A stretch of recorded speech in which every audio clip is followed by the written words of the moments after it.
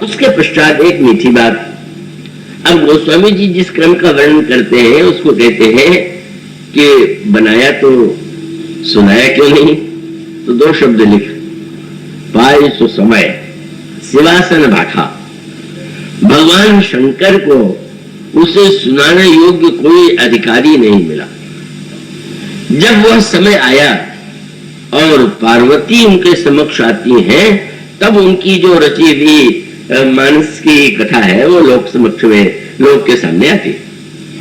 सुसमय शब्द का अर्थ क्या हुआ? यही पार्वती जी पूर्व जन्म में सती थी। भगवान शंकर के हृदय में रचना कब हुई? वो तो अनादि कवि की अनादि रचना है, पर वो उन्होंने कभी भी सती जी को राम कथा नहीं सुनाई। आश्चर्य है। बड़ी बुद्धिमती, दक्ष प्रजापति की कन्या, और वो इतनी शंकर जी के प्रति इतनी निष्ठावान, गुणों से युक्त, पर उनको नहीं सुनाया उन्होंने। इसीलिए बड़ा मीठा साहित्यिक रंग आता है। भगवान शंकर कथा सुनाते सुनाते कहने लगे, धन्य सती पावन मति तोड़ी, रघुबर चरित रघुपति चरण प्रीत नहीं थोड़ी। और पार्वती जी ने भी जब भगवान शंकर के विषय में जिज्ञासा किया तो उन्होंने भी बड़ा मीठा व्यंग्यात्मक शब्द शंकर जी के समक्ष निवेदन किया, प्रणाम किया। बट वृक्ष की छाया में भगवान शंकर बैठे हुए हैं और बिल्कुल अकेले, कोई शिष्य भी गण भी उनके साथ नहीं, केवल शंकर जी अकेले और अपना सिंह वो व्याघ्र चर्म है से वो चर्म भी वो स्वयं बगल में दबाए हुए बट वृक्ष की छाया में बैठते हैं और निज कर डासी नाग रिपु छाला, बैठे सहज ही शंभु कृपाला। अपने हाथ से का उन्होंने बिछाया। कितना विलक्षण सा चित्र गोस्वामी जी का देखेंगे। और उसके पश्चात सहज भाव से बैठ गए। महर्षि वाल्मीकि आदि कवि की रचना और इनकी मनस्थिति तो बिल्कुल भिन्न है। वो तो सहज भाव से विराजमान है। और उसी समय अब वो दो चौपाइयां गोस्वामी जी एक दूसरे से जुड़ती है।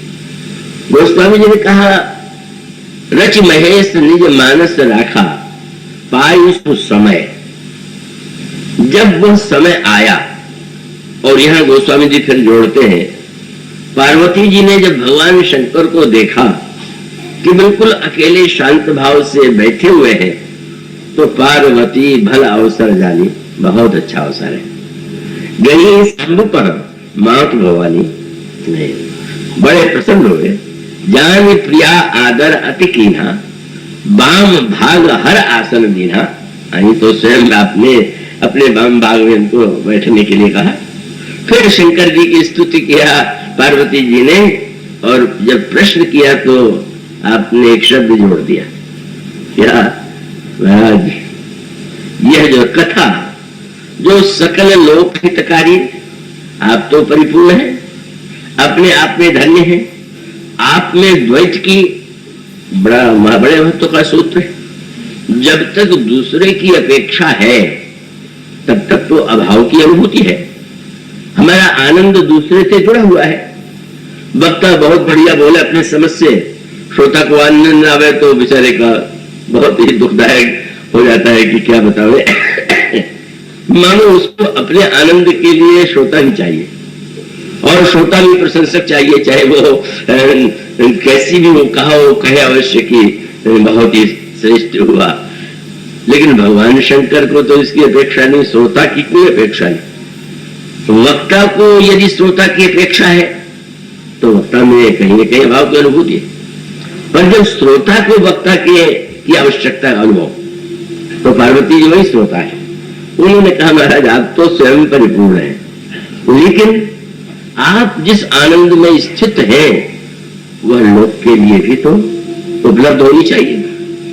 तो इसलिए मैं चाहती हूं कि यह जो आपकी स्वकथ रचना है, उस स्व को मानस में जो प्रकट है कथा, जो सकल लोक हितकारी, पर शब्द कितना है, कह सकते थे मेरी प्रार्थना है। उन्होंने अपना नाम लेकर के कहा, कथा जो सकल लोक हितकारी, सोई पूछन चाह शैल कुमारी।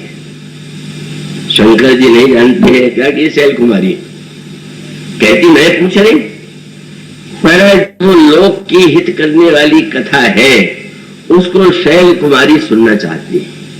मानो बहुत मीठा संकेत। बोले महाराज, जीवन में दक्ष कुमारी रह करके न जाने कितने वर्ष रही, पर आपने तो सुनाया नहीं।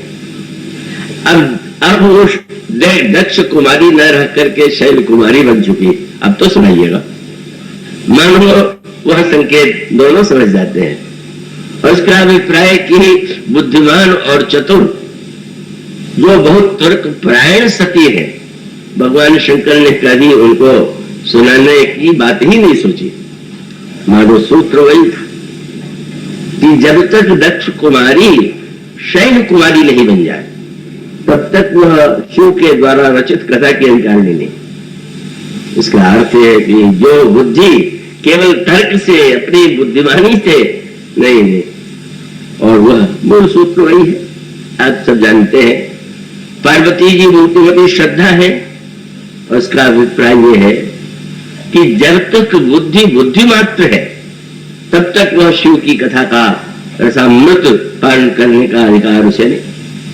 जब वह बुद्धि बुद्धि न करके श्रद्धा के रूप में परिणित हो जाए, और बुद्धि को श्रद्धा बनने में इतना समय लगता है, वो जो तथाकथित श्रद्धालु शब्द है वो तो बड़ा सस्ता हो गया आजकल, तो बड़े श्रद्धालु हैं और वो उनकी इनके प्रति श्रद्धा है, पर श्रद्धा शब्द तो इतना कठिन है कि उसके लिए कितनी लंबी यात्रा सती के जीवन की हुई, और किन किन स्थितियों में जाने के बाद कितना कष्ट, कितना संशय, कितनी पीड़ा, कितनी समस्याओं के साथ जो है वो तब कहीं जाकर के अधिकारिणी बनती है हिमांचल की पुत्री। अचल निष्ठा और जिनके अंतःकरण में एक दृढ़ निश्चय है, उन हिमालय की पुत्री के रूप में उन्होंने जब जन्म लिया तब मानो वह बुद्धि बुद्धि नहीं रह गई, जिसमें विनम्रता है, जिसमें विनम्रता के साथ साथ श्रद्धा की भावना है। इसलिए आपने ये कहा कि मैं यही कहूंगी कि यह शैल कुमारी, अब वो पुरानी नहीं, लेकिन भगवान शंकर ने प्रशंसा भी किया और थोड़ा सा ऐसा शब्द भी कह दिया, पूछ दिया क्या सुनना चाहती हो। महाराज, भगवान राम को देख करके जब वो विलाप कर रहे थे तो सती रूप में मुझे संदेह हो गया, तो मैं ये जानना चाहती हूं कि वो श्री राम क्या ब्रह्म है। शंकर जी की भौड़े जरा टेढ़ी हुई। पार्वती जी से उन्होंने कहा, अच्छा तुमने अब भी वही प्रश्न और शब्द कह दिया, अजहु न छाया मिटती तुम्हारी। कहते हैं कि जब व्यक्ति नहीं रहेगा शरीर तो छाया कहां से रहेगी, पर मुझे लगता है कि शरीर छूट गया पर छाया बनी हुई है क्या। अजहु न छाया मिटती तुम्हारी, तास चरित सुन भ्रम रजहारी, भ्रम रजहारी। भगवान शंकर सावधान करते हैं और फिर विनम्रता से पार्वती क्षमा मांगती है, क्या तब कर अस विमोह अब नहीं। महाराज, उस समय जैसा मोह था वैसा अब नहीं। मोह मोह में भी कोई अंतर होता है क्या।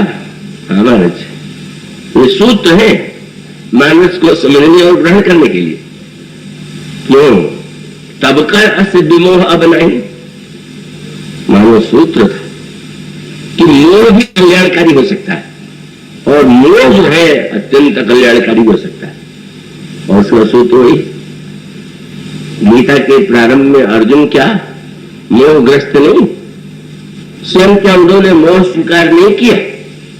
रामायण के युद्ध में क्या विभीषण जो है श्री राम से लड़ने के लिए देखते हैं, जब प्रभु रावण की ओर बढ़ रहे हैं तो क्या उनके हृदय में मोह उत्पन्न नहीं हुआ। और उसका सूत्र ये, और वो यही है जो उन्होंने कहा। अंतर क्या है, बोले अंतर ये है महाराज कि उस समय का विमोह ऐसा था कि आपने तो बड़ी कृपा की, अपनी बनाई रामायण नहीं सुनाई, पर मुझे सुनाने के लिए आप ले गए दंडकारण्य में। भगवान शंकर जो है उनका तो जो रचयिता होता अपने ही सुनाना चाहता है, पर शंकर जी ने निर्णय किया कि मैं राम कथा सुनने जाऊंगा। सती से कहा कि मैं दंडका लेने जा रहा हूं। सती जी ने कहा मैं भी साथ में चलूंगी। भगवान शंकर लेकर के गए। लेकर के जाने के बाद जब महर्षि अगस्त्य ने स्वागत किया, पूजा की और पूछा कि मैं क्या सेवा करूं, तो उन्होंने कहा हम राम कथा सुनने के लिए आए। राम कथा सुनने के लिए आए हैं तो धन्य हूं मैं। आपको मैं क्या सुनाऊंगा, लेकिन आप कह रहे हैं तो मैं सुनाता हूं। और जब सुनाने लगे तो सती जी ने सुना ही नहीं। वो स्वामी जी कहते हैं कि भगवान शंकर राम कथा मुनिवर्य बखानी, सुनी महेश परम सुख मानी। दो ही तो श्रोता, एक सुन रहा और दूसरा सुन नहीं रहा। मानो सती जी क्या कहती है, उस समय मोहग्रस्त इतनी थी कि कथा सुनना ही अच्छा नहीं लगा। और अब अंतर है क्या, बोले तब कर अस विमोह अब नहीं। क्यों, बोले राम कथा पर रुचि मनमाई। मोहग्रस्त व्यक्ति अगर अपने ही को बुद्धिमान मान ले और दूसरे को सुनना ही न चाहे तो मोह नष्ट ही नहीं होगा।